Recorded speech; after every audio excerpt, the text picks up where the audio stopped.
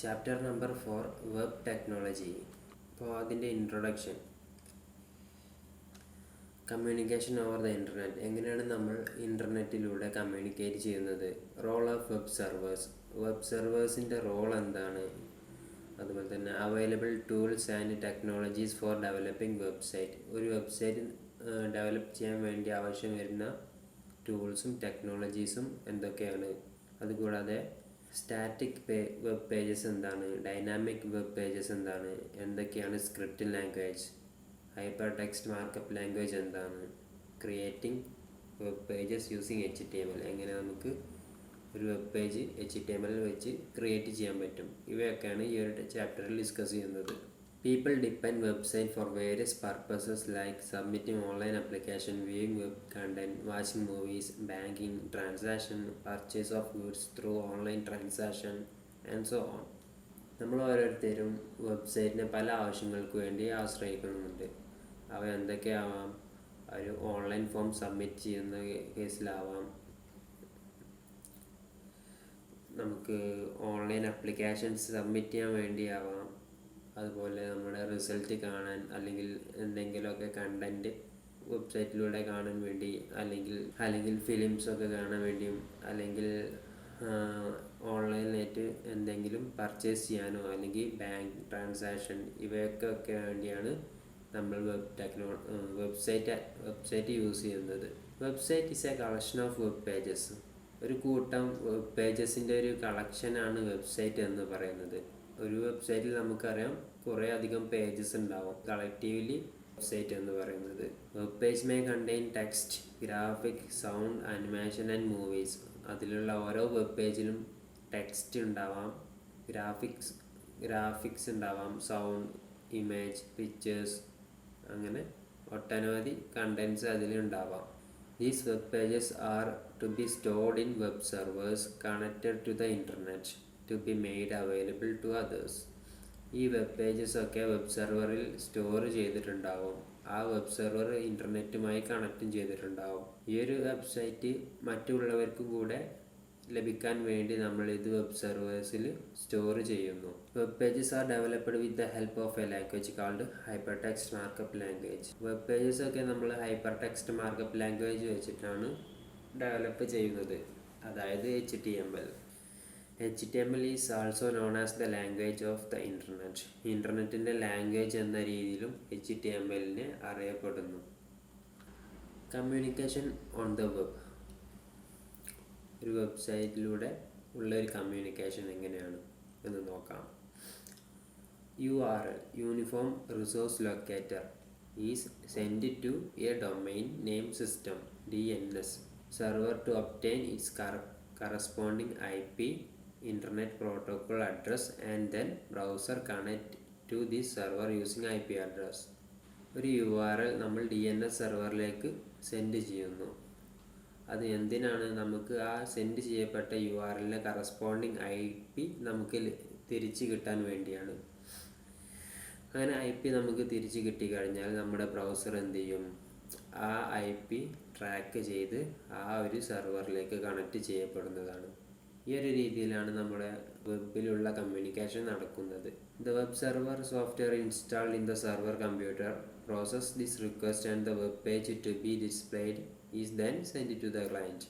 ഓരോ വെബ് സെർവറിലും ഒരു web server software install ചെയ്യപ്പെട്ടിട്ടുണ്ടാവും.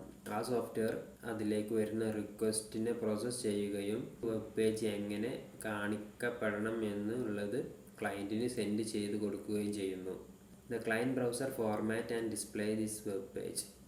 Client browser വരുന്ന ഡാറ്റ ഫോർമാറ്റ് ചെയ്തിട്ട് നമ്മുടെ ബ്രൗസറിൽ അത് ഡിസ്പ്ലേ ചെയ്യിപ്പിക്കും. ഈ ഒരു എക്സാമ്പിൾ നോക്കുക. ഇതിലൊരു ക്ലയൻറ്റ് ഉണ്ട്, ഒരു യൂസർ എന്ന് വേണമെങ്കിൽ പറയാം. ഒരു കമ്പ്യൂട്ടറുണ്ട്, ഒരു DNS സെർവറുണ്ട്, ഫേസ്ബുക്ക് സെർവറുണ്ട്. ഈ ഒരു എക്സാമ്പിൾ നമ്മളെങ്ങനെ ഒരു ഫേസ്ബുക്കിലേക്ക് കണക്റ്റ് ചെയ്യുന്നു എന്നുള്ളതിൻ്റെ ഒരു ഇൻറ്റേർണൽ സ്ട്രക്ചറാണ് കാണിക്കാൻ പോകുന്നത്. ആദ്യം ക്ലയൻറ്റ് ബ്രൗസറിൽ www.facebook.com എന്ന് ടൈപ്പ് ചെയ്യും. അതിനുശേഷം ബ്രൗസർ എന്ത് ചെയ്യും? DNS സെർവറിലേക്ക് ഒരു റിക്വസ്റ്റ് കൊടുക്കും. അതായത് ആ URLൻ്റെ കറസ്പോണ്ടിങ് IP തിരിച്ച് കിട്ടാൻ വേണ്ടിയിട്ട് ഒരു റിക്വസ്റ്റ് കൊടുക്കും.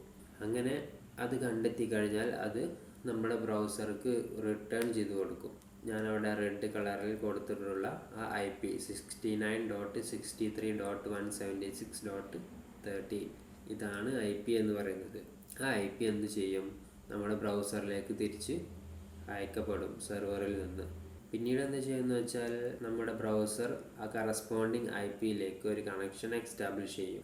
അതിനുശേഷം നമുക്ക് കുറച്ച് ഡാറ്റ വേണമെന്ന് പറഞ്ഞിട്ട് റിക്വസ്റ്റ് ചെയ്യും. The browser make a TCP connection with the Facebook server and send a request for data. ആ ഫേസ്ബുക്ക് സെർവറിലേക്ക് ഒരു കണക്ഷൻ ക്രിയേറ്റ് ചെയ്യുകയും browser make a TCP connection with Facebook server and send request for data.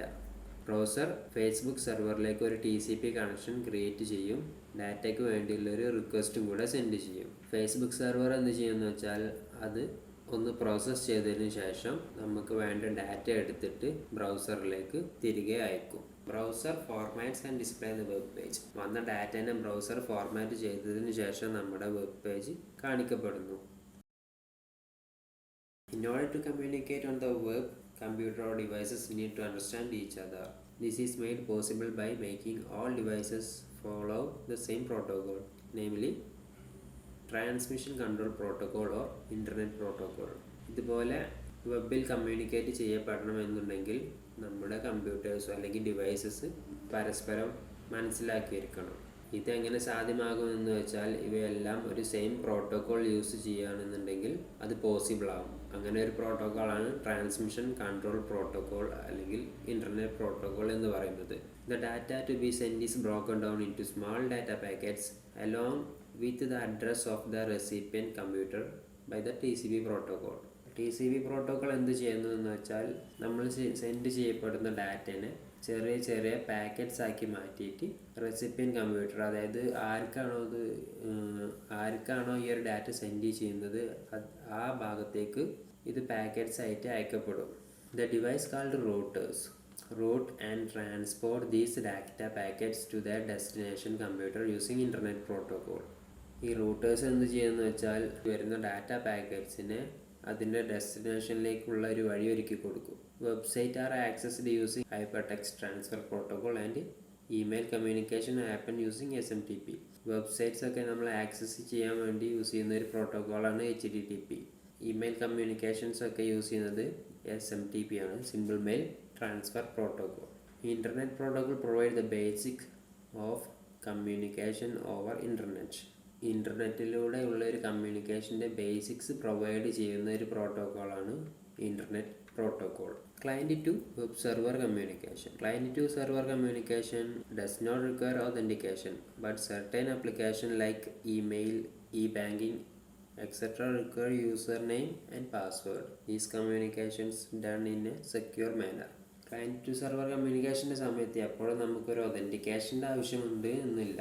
Authentication എന്ന് വെച്ചാൽ ഉദാഹരണം, എനിക്കിപ്പോൾ എൻ്റെ അക്കൗണ്ടിലേക്ക് ലോഗിൻ ചെയ്യണമെന്നുണ്ടെങ്കിൽ എൻ്റെ യൂസർ നെയിമും പാസ്വേഡും അടിക്കണം. അത് എന്തിനാണെന്ന് വെച്ചാൽ ഞാനാണെന്ന് ആ കമ്പ്യൂട്ടറിന് അല്ലെങ്കിൽ ആ സെർവറിന് ഞാനാണ് ഇത് ആക്സസ് ചെയ്യുന്നതെന്ന് മനസ്സിലാക്കാൻ വേണ്ടിയിട്ടാണ്.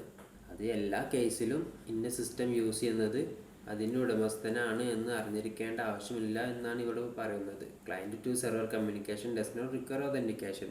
എല്ലായ്പ്പോഴും അതിൻ്റെ ആവശ്യമില്ല. But certain applications like email, e banking ഇതുപോലത്തെ ആപ്ലിക്കേഷൻസിനൊക്കെ എന്തായാലും നമുക്ക് ഒതൻറ്റിക്കേഷൻ്റെ ആവശ്യമുണ്ട്. അല്ലെങ്കിൽ എന്ത് സംഭവിക്കുമെന്ന് വെച്ചാൽ എൻ്റെ ഇമെയിലിലേക്കാവില്ല ഞാൻ കയറുന്നത്. അപ്പോൾ ഒരു പബ്ലിക് ഇമെയിൽ എന്ന രീതിയിലുള്ളൊരു കൺസെപ്റ്റ് ആവും. നമുക്ക് ഓരോരുത്തർക്കും ഒരു ലോഗിൻ പാസ്വേഡ്, ഒരു യൂസർ നെയിം പാസ്വേഡും തന്നിട്ടുണ്ടെങ്കിൽ നമുക്ക് മറ്റുള്ളവരിതിലേക്ക് കയറാൻ കഴിയില്ല. കാരണം അത് നമുക്ക് അവരുടെ യൂസർ നെയിമും പാസ്വേഡും അറിഞ്ഞാൽ മാത്രമേ നമുക്ക് അവരുടെ വെബ്സൈറ്റിലേക്ക് അതല്ലെങ്കിൽ അവരുടെ അക്കൗണ്ടിലേക്ക് നമുക്ക് ആക്സസ് കിട്ടുകയുള്ളൂ. ഇങ്ങനത്തെ കേസിലൊക്കെയാണ് നമ്മൾ ഒതൻറ്റിക്കേഷൻ വെക്കാറ്. അങ്ങനത്തെ ഒരു കേസ് കൊണ്ടുവന്നു കഴിഞ്ഞാൽ ഈ ഒരു സിസ്റ്റം ഒന്നും കൂടെ സെക്യൂറായി മാറും. അല്ലെങ്കിൽ നിങ്ങളൊന്ന് ചിന്തിച്ച് നോക്കുക, നിങ്ങളുടെ സോഷ്യൽ നെറ്റ്വർക്കിലൊക്കെ മറ്റുള്ളവരും കൂടെ കയറി കഴിഞ്ഞാൽ എങ്ങനെ ഉണ്ടാവും?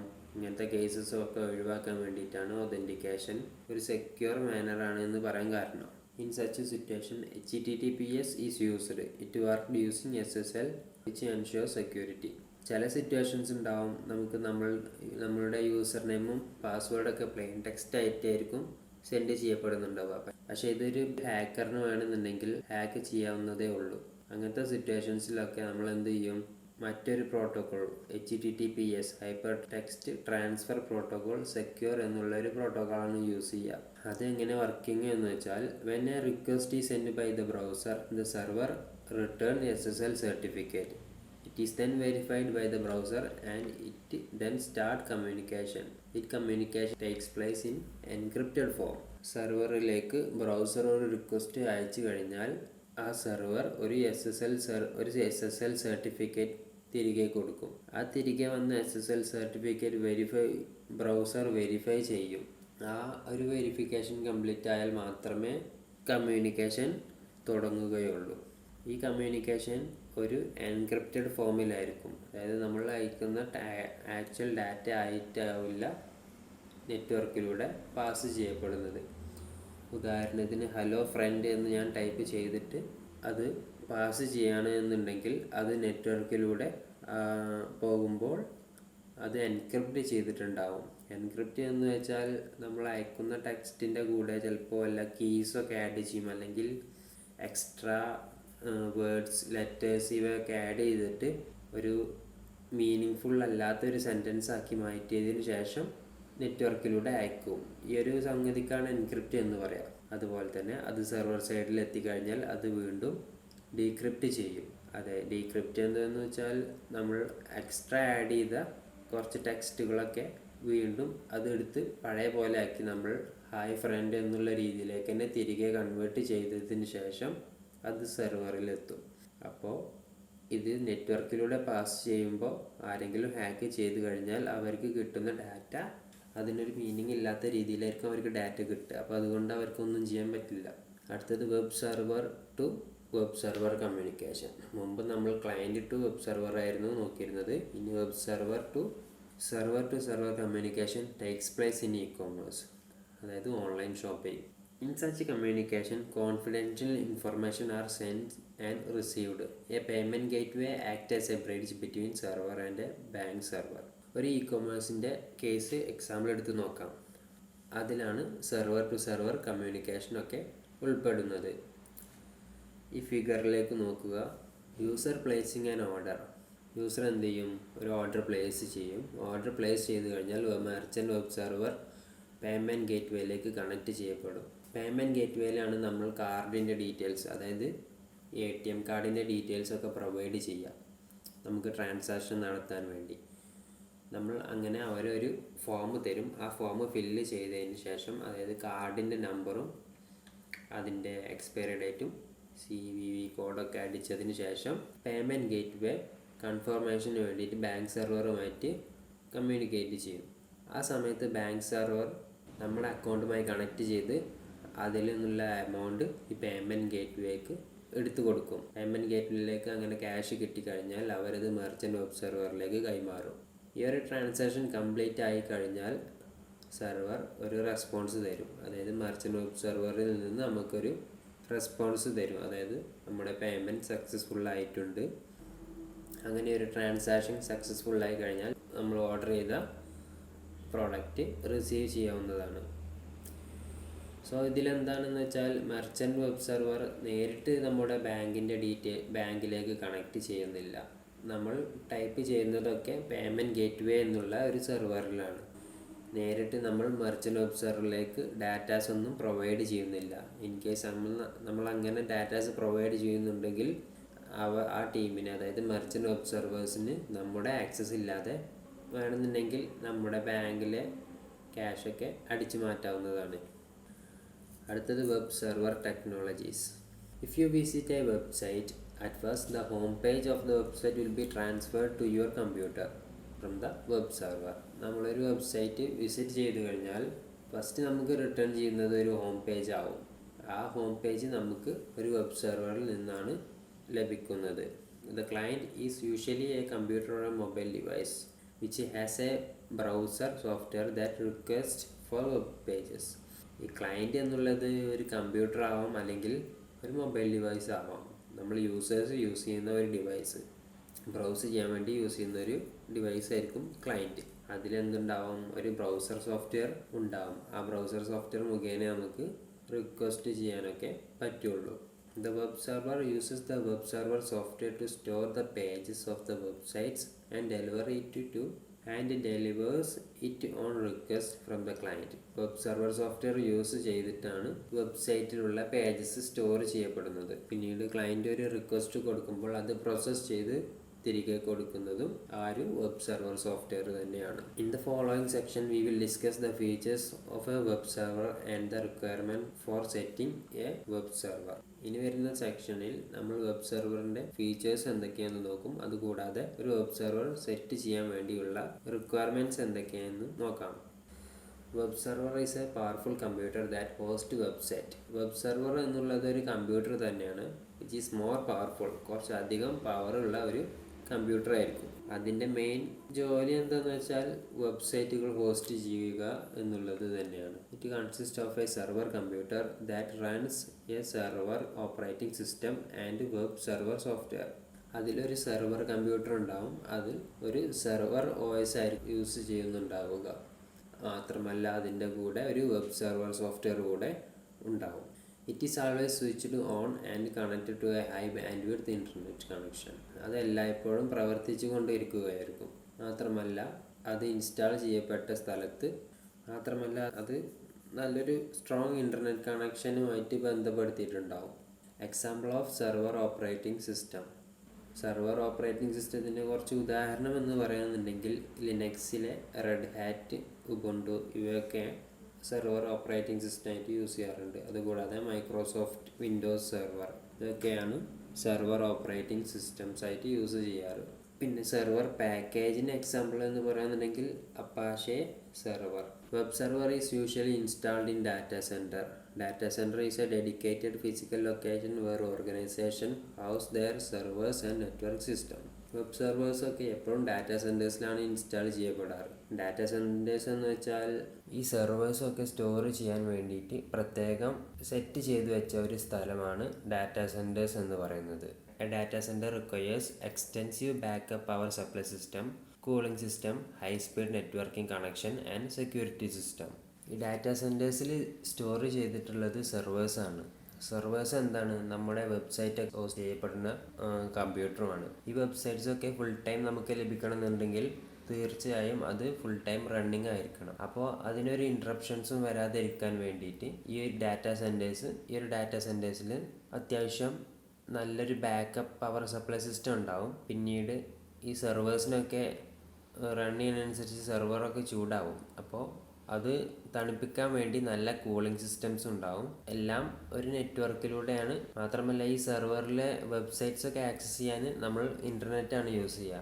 ഡാറ്റാ സെൻറ്ററിനെ സംബന്ധിച്ച് നോക്കുമ്പോൾ അവിടെ നല്ലൊരു ഹൈ സ്പീഡ് ഇൻ്റർനെറ്റ് അത്യാവശ്യമാണ്. മാത്രമല്ല സെക്യൂരിറ്റി അതും അത്യാവശ്യമാണ്. ഇതൊക്കെ കൂടാതെ നമ്മുടെ സെർവറിന് സെക്യൂരിറ്റി സിസ്റ്റംസും അവിടെ പ്രൊവൈഡ് ചെയ്യേണ്ടതുണ്ട്.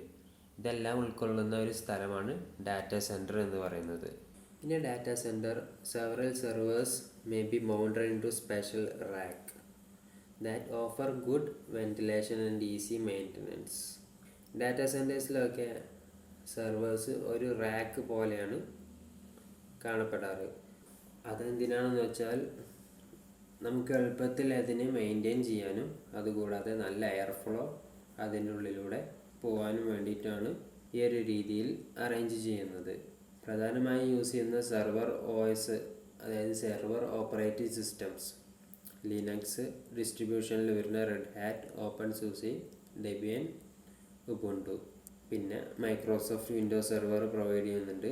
അതുകൂടാതെ FreeBS, ഒറാക്കിൾ, സോളാരിസ് ഇവയൊക്കെ സെർവർ ഓപ്പറേറ്റിംഗ് സിസ്റ്റമായിട്ട് യൂസ് ചെയ്യാറുണ്ട്. After setting server, a web server software has to be installed. ഒരു സെർവർ സെറ്റ് ചെയ്ത് കഴിഞ്ഞാൽ പിന്നീട് അതിലേക്ക് ഒരു വെബ് സെർവർ സോഫ്റ്റ്വെയർ ഇൻസ്റ്റാൾ ചെയ്യപ്പെടേണ്ടതുണ്ട്. The web server software is a program that uses the client server model and hypertext transfer protocol to ensure timely distribution of files stored in it to the users. Web server software ഒരു പ്രോഗ്രാമാണ്. അത് client server model use ചെയ്യുന്നുണ്ട്. അതുപോലെ തന്നെ ഒരു protocol use ചെയ്യുന്നുണ്ട്, HTTP, hyper text transfer protocol. എന്തിനാന്ന് വെച്ചാൽ യൂസേഴ്സിന് സ്റ്റോർ ചെയ്യപ്പെട്ട ഫയൽസൊക്കെ സെൻഡ് ചെയ്യാൻ വേണ്ടിയിട്ട് ഹൈപ്പർ ടെക്സ്റ്റ് ട്രാൻസ്ഫർ പ്രോട്ടോക്കോളും യൂസ് ചെയ്യുന്നുണ്ട്. Some web server packages are Apache server, Microsoft Internet Information Server, Google web server, engine X. ഇവയൊക്കെയാണ് കുറച്ച് സെർവർ പാക്കേജസ് എന്ന് പറയുന്നത്. The main features provided by the web server software are the provision to create multiple websites, configure website, security, etc. Web server software provide ചെയ്യുന്ന പ്രധാനമായ features എന്തൊക്കെയാണെന്ന് വെച്ചാൽ, അവ നമുക്ക് മൾട്ടിപ്പിൾ വെബ്സൈറ്റ്സിനെ ക്രിയേറ്റ് ചെയ്യാനുള്ളൊരു ഓപ്ഷൻ തരുന്നുണ്ട്. അതുകൂടാതെ വെബ്സൈറ്റ് സെക്യൂരിറ്റിനെ കോൺഫിഗർ ചെയ്യാനും ഉള്ളൊരു option web server softwares provide ചെയ്യുന്നുണ്ട്. അടുത്തത് സോഫ്റ്റ്വെയർ പോർട്സ്. കമ്പ്യൂട്ടറിനൊക്കെ ഓരോ പോർട്ടുകളുണ്ട്. ഇപ്പോൾ USB കണക്ട് ചെയ്യാനാണെങ്കിൽ ഒരു പോർട്ടുണ്ട്, മൗസ് കണക്ട് ചെയ്യാൻ മറ്റൊരു പോർട്ടുണ്ട്, അതുപോലെ തന്നെ VGA പോർട്ട്, പ്രിൻ്ററൊക്കെ കണക്ട് ചെയ്യാൻ, ഇതുപോലെ കുറേ പോർട്ടുകളുണ്ട്. ഇതുപോലെ തന്നെ സോഫ്റ്റ്വെയറിനും കുറച്ച് പോർട്സ് ഉണ്ട്.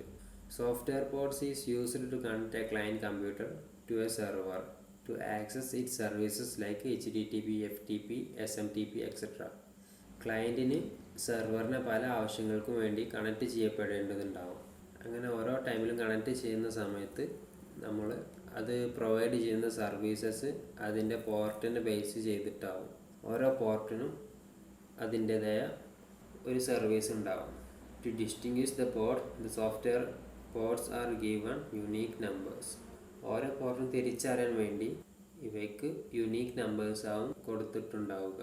The purpose of software ports is to identify different services like email, file transfer, etc. ഇവയുടെ മെയിൻ പർപ്പസ് എന്താണെന്ന് വെച്ചാൽ, ക്ലയൻറ്റ് റിക്വസ്റ്റ് ചെയ്യപ്പെട്ടത് എന്ത് സർവീസാണ് എന്ന് മനസ്സിലാക്കിയെടുക്കുക എന്നുള്ളത് തന്നെയാണ്. അതായത് ഇമെയിൽ, ഫയൽ ട്രാൻസ്ഫർ, ഇതുപോലത്തെയൊക്കെ. Port number is a 16-bit number which when added to computer IP address or URL. Port number എന്നുള്ളത് ഒരു 16-bit നമ്പർ ആവും. അത് IP അഡ്രസ്സിൻ്റെ കൂടെയോ അല്ലെങ്കിൽ URLൻ്റെ കൂടെയോ ഒക്കെ ആഡ് ചെയ്തിട്ടാവും അതിനെ റെപ്രസെൻറ്റ് ചെയ്യുക. താഴെ കൊടുത്തിരിക്കുന്ന എക്സാമ്പിളിൽ നമുക്ക് കണ്ടാൽ മനസ്സിലാവും. HTTP is the protocol, google.co.in is the domain name and 80 is the port number. ആ കൊടുത്തിരിക്കുന്ന URL-ൽ HTTP എന്നുള്ളത് പ്രോട്ടോക്കോളാണ്, google.co.in എന്നുള്ളത് ഡൊമൈൻ നെയിം ആണ്. കോളൻ ഇട്ടതിന് ശേഷം 80 എന്ന് എഴുതിയിട്ടുണ്ട്, 80 എന്ന് എഴുതിയിട്ടുണ്ട്, അതാണ് പോർട്ട് നമ്പർ. ഈ കൊടുത്തിരിക്കുന്ന ടേബിളിൽ ഡിഫോൾട്ട് പോർട്ടും അതിൻ്റെ സർവീസസും ഉൾപ്പെടുത്തിയിട്ടുണ്ട്. 20 and 21 file transfer protocol. File transfer പ്രോട്ടോക്കോളിന് വേണ്ടി യൂസ് ചെയ്യുന്ന പോർട്ടാണ് 20 and 21. സെക്യൂർ ഷെല്ലിന് വേണ്ടി യൂസ് ചെയ്യുന്നത് 22. SMTPക്ക് വേണ്ടി യൂസ് ചെയ്യുന്നത് 25. ഡൊമൈൻ നെയിം സിസ്റ്റത്തിന് വേണ്ടി യൂസ് ചെയ്യുന്നത് 53. ഹൈപ്പർ ടെക്സ്റ്റ് ട്രാൻസ്ഫർ പ്രോട്ടോക്കോൾ HTTPക്ക് വേണ്ടി യൂസ് ചെയ്യുന്നത് 80. ഈ 80 എന്നുള്ളതാണ് ഡിഫോൾട്ട് പോർട്ട് നമ്പർ. HTTP എന്നുള്ളത് 80. Post office protocol 110. HTTPS 443. അടുത്തത് DNS സെർവേഴ്സ്. ഈ DNS സെർവേഴ്സിലാണ് നമ്മുടെ ഡൊമൈൻ നെയിമും അതിൻ്റെ കറസ്പോണ്ടിങ് IP ഒക്കെ സേവ് ചെയ്യപ്പെട്ടിട്ടുണ്ടാവുക. A DNS server runs a special purpose networking software that contain a database of domain name and their IP address. ഈ DNS server എന്നുള്ളത് ഈ DNS സെർവറിൽ ഒരു special purpose networking software run ചെയ്യപ്പെടുന്നുണ്ട്. അതിനകത്തൊരു database ഉണ്ട്. ആ ഡാറ്റാബേസിനകത്ത് ഡൊമൈൻ നെയിമും അതിൻ്റെ കറസ്പോണ്ടിങ് IP അഡ്രസ്സും ഉണ്ട്. അതെന്തിനാന്ന് വെച്ചാൽ, നമ്മുടെ ബ്രൗസർ, അതായത് നമ്മൾ URL ടൈപ്പ് ചെയ്ത് കഴിഞ്ഞാൽ ആ URL ബ്രൗസർ എന്ത് ചെയ്യും, DNS സെർവറുമായിട്ട് കണക്റ്റ് ചെയ്യപ്പെടും. അങ്ങനെ കണക്റ്റ് ചെയ്ത് കഴിഞ്ഞാൽ ആ നമ്മൾ കൊടുത്തിട്ടുള്ള URL-ന് മാച്ചിങ് ആയിട്ടുള്ള, അതായത് ആ ഡൊമൈൻ നെയിമിന് മാച്ചിങ് ആയിട്ടുള്ള IP അഡ്രസ്സ് എടുത്തിട്ട് നമ്മുടെ ബ്രൗസറിന് തിരികെ കൊടുക്കും. ബ്രൗസർ വീണ്ടും ആ തിരികെ കിട്ടിയ IP വെച്ചിട്ട് ആ കറസ്പോണ്ടിങ് സെർവർ എവിടെയാണ് എന്നുള്ളത് മനസ്സിലാക്കിയെടുക്കുകയായിരിക്കും. അങ്ങനെയാണ് കമ്മ്യൂണിക്കേഷൻ നടക്കുന്നത്. അപ്പോൾ ഇങ്ങനൊരു URL വന്നു കഴിഞ്ഞാൽ, അല്ലെങ്കിൽ ഇങ്ങനൊരു ഡൊമൈൻ നെയിം വന്നു കഴിഞ്ഞാൽ, അത് സെർച്ച് ചെയ്ത് അതിൻ്റെ IP റിട്ടേൺ കൊടുക്കാൻ വേണ്ടി യൂസ് ചെയ്യുന്ന ഒരു പ്രത്യേക തരം സോഫ്റ്റ്വെയർ ഈ DNS സെർവറിൽ റൺ ചെയ്യപ്പെടുന്നുണ്ട് എന്ന് അർത്ഥം. The domain name system runs on a DNS server and return the IP address of a domain name. ഈ ഡൊമൈൻ നെയിം സിസ്റ്റം ഒരു DNS സെർവറിലായിരിക്കും റൺ ചെയ്യപ്പെടുന്നുണ്ടാവുക. അതെന്തിനാന്ന് വെച്ചാൽ അതിൻ്റെ കറസ്പോണ്ടിങ് IP അഡ്രസ്സ് റിട്ടേൺ ചെയ്ത് കൊടുക്കാൻ വേണ്ടി. A domain name system contains several DNS server computers. ഒരു domain name സിസ്റ്റത്തിൽ കുറേ അധികം ഡൊമൈൻ നെയിം സെർവർ കമ്പ്യൂട്ടേഴ്സ് കാണപ്പെടാം. Following step illustrate how the DNS resolves the IP address. താഴെ കൊടുത്തിരിക്കുന്നത് എങ്ങനെയാണ് ഒരു DNS IP അഡ്രസ്സിനെ റിസോൾവ് ചെയ്യുന്നത് എന്നുള്ളത് നോക്കാം. All browsers store the IP address of the recently visited websites in its cache. So the browser first searches its local memory. എല്ലാ ബ്രൗസറും മുമ്പ് visit ചെയ്യപ്പെട്ട IP അഡ്രസ്സൊക്കെ അവയുടെ ക്യാഷിൽ സ്റ്റോർ ചെയ്യപ്പെടാറുണ്ട്. അപ്പോൾ ബ്രൗസർ എന്ത് ചെയ്യും? ആദ്യം ബ്രൗസറിൻ്റെ ക്യാഷിലുണ്ടോ അത് നോക്കും. അതായത് ബ്രൗസറിൻ്റെ ലോക്കൽ മെമ്മറിയിൽ സ്റ്റോർ ചെയ്യപ്പെട്ടിട്ടുണ്ടോ എന്ന് നോക്കും. കാരണം ബ്രൗസറിൻ്റെ ക്യാഷിൽ സ്റ്റോർ ചെയ്യപ്പെട്ടിട്ടുണ്ടെങ്കിൽ DNS സെർവറിലേക്ക് പോകേണ്ട ആവശ്യമില്ല. അപ്പോൾ നമുക്ക് ഡാറ്റ ഒന്നും കൂടെ ആ IP അഡ്രസ്സ് പെട്ടെന്ന് നമുക്ക് ലഭിക്കും. അപ്പോൾ നമ്മുടെ കോണ്ടാക്റ്റിൽ, നമ്മുടെ ഫോണിലൊക്കെ കോണ്ടാക്റ്റ് സെർച്ച് ചെയ്യുന്ന സമയത്ത് റീസെൻറ്റ് കോൾസിലുണ്ട് എന്നുണ്ടെങ്കിൽ നമുക്ക് പെട്ടെന്ന് കോൾ ബട്ടൺ ഞെക്കി കോൾ ചെയ്യാവുന്നതാണ്. ഇൻ കേസ് റീസെൻറ്റ് കോൾസിൻ്റെ ആ ഒരു ലിസ്റ്റിൽ ഇല്ല എന്നുണ്ടെങ്കിൽ നമുക്ക് പേര് സെർച്ച് ചെയ്തിട്ട് കണ്ടുപിടിക്കേണ്ടി വരും. ഈ ഒരു മെക്കാനിസം തന്നെയാണ് അതിൽ യൂസ് ചെയ്യുന്നത്. If it is not found in the browser cache, it check the operating system local cache for the IP address. ഇപ്പോൾ ബ്രൗസർ ക്യാഷിൽ കണ്ടിട്ടില്ല എന്നുണ്ടെങ്കിൽ ഓപ്പറേറ്റിംഗ് സിസ്റ്റത്തിൻ്റെ ലോക്കൽ ക്യാഷിലും ഇതൊന്ന് സെർച്ച് ചെയ്യും. ഓപ്പറേറ്റിംഗ് സിസ്റ്റത്തിൻ്റെ ലോക്കൽ ക്യാഷിൽ ഉണ്ട് എന്നുണ്ടെങ്കിൽ അവിടെ നിന്ന് IP അഡ്രസ് കളക്ട് ചെയ്യും. If it is not found there, it searches the DNS server of the local ISP. അത് നമ്മുടെ ലോക്കൽ സിസ്റ്റത്തിലും കണ്ടിട്ടില്ല, അവിടെയും കാണപ്പെടാൻ സാധിച്ചിട്ടില്ല എന്നുണ്ടെങ്കിൽ it searches the DNS server of the local ISP. നമ്മുടെ ലോക്കൽ ഇൻ്റർനെറ്റ് സർവീസ് പ്രൊവൈഡറിൻ്റെ ഡൊമൈൻ നെയിം സിസ്റ്റത്തിൽ ഉണ്ടോ എന്നും കൂടെ നോക്കും. In the absence of the domain name in the ISP DNS server, the ISP DNS server initiates a recursive search starting from the root server till it receive the IP address. അതായത് നമുക്ക് നമ്മുടെ ISP DNS സെർവറിൽ നിന്നും ഈ ഒരു IP address ലഭിച്ചിട്ടില്ല എന്നുണ്ടെങ്കിൽ ISP DNS server എന്ത് ചെയ്യും? ഒരു റിക്കേഴ്സീവ് സെർച്ച് തുടങ്ങും. അതായത് ഈ ഒരു കറസ്പോണ്ടിങ് IP കിട്ടുന്നത് വരെ അത് സെർച്ച് ചെയ്ത് ഇങ്ങനെ പോകുമെന്നർത്ഥം. ഒരുവിധം കുറ്റാന്വേഷണമൊക്കെ പോലെ പ്രതികളെ കിട്ടുന്നത് പോലെ തന്നെ പ്രതികളെ കിട്ടുന്നത് വരെ അന്വേഷണം മുന്നോട്ട് കൊണ്ടുപോകുന്ന പോലെ ആ രീതിയിൽ IP അഡ്രസ്സിനെ സെർച്ച് ചെയ്ത് അങ്ങനെ the ISP DNS server returns this IP address to the browser. അങ്ങനെ ISP DNS സെർവർ എന്ത് ചെയ്യും? IP അഡ്രസ്സ് കിട്ടിക്കഴിഞ്ഞാൽ ബ്രൗസറിന് തിരികെ കൊടുക്കും. The browser connect to the web server using the IP address and the web page is displayed in the browser window. If the browser is not found if the IP address is not found, it return the message server not found in the browser window. അങ്ങനെ ആ IP address കിട്ടിക്കഴിഞ്ഞാൽ ആ IP അഡ്രസ്സിലുള്ള data, അതായത് ആ IP അഡ്രസ്സിലുള്ള web page എന്താണെന്ന് വെച്ചാൽ browser വിൻഡോയിൽ നമുക്ക് കാണാൻ കഴിയും. ഇൻ കേസ് അങ്ങനെ ഒരു IP എക്സിസ്റ്റിംഗ് അല്ല, അല്ലെങ്കിൽ അത് സെർച്ച് ചെയ്തിട്ട് കിട്ടിയില്ല, അപ്പോൾ എന്ത് സംഭവിക്കും? അപ്പോൾ സെർവർ നോട്ട് ഫൗണ്ട് എന്നുള്ളൊരു വിൻഡോ ആയിരിക്കും നമ്മുടെ ബ്രൗസറിൽ കാണാൻ കഴിയുക. ഈ വീഡിയോ നിങ്ങൾക്ക് ഇഷ്ടപ്പെട്ടിട്ടുണ്ടെങ്കിൽ ലൈക്ക് ചെയ്യുക, ചാനൽ സബ്സ്ക്രൈബ് ചെയ്യുക, നിങ്ങളുടെ ഫ്രണ്ട്സുമായി ഷെയർ ചെയ്യുക. അപ്പോൾ മറ്റൊരു ടോപ്പിക്കുമായിട്ട് പിന്നീട് വരാം. അതുവരെ see ya.